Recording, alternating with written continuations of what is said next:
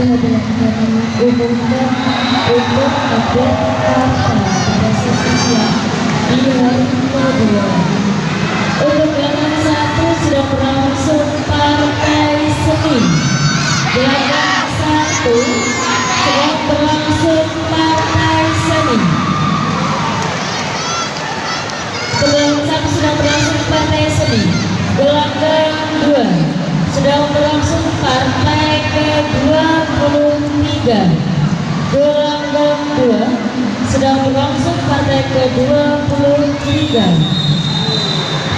Gelanggang 3 sedang berlangsung partai ke-35. Gelanggang 3 sedang berlangsung partai. Gelanggang 5 sedang berlangsung partai ke-18. Gelanggang 5 sedang berlangsung partai ke-18. Gelanggang 6 sedang berlangsung partai ke-38. Gelanggang 6 sedang berlangsung partai ke-38. Terkait update partai yang sedang berlangsung akan kami share di grup. Mohon yang telah tergabung di grup official bisa memantau hasil updatean kami.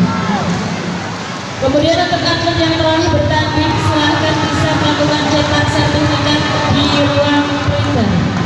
Untuk atlet yang telah selesai bertanding bisa langsung melakukan cetak sertifikat di ruang printer. Untuk ruang printer kami menyediakan laminating, fotokopi dan juga legalisir.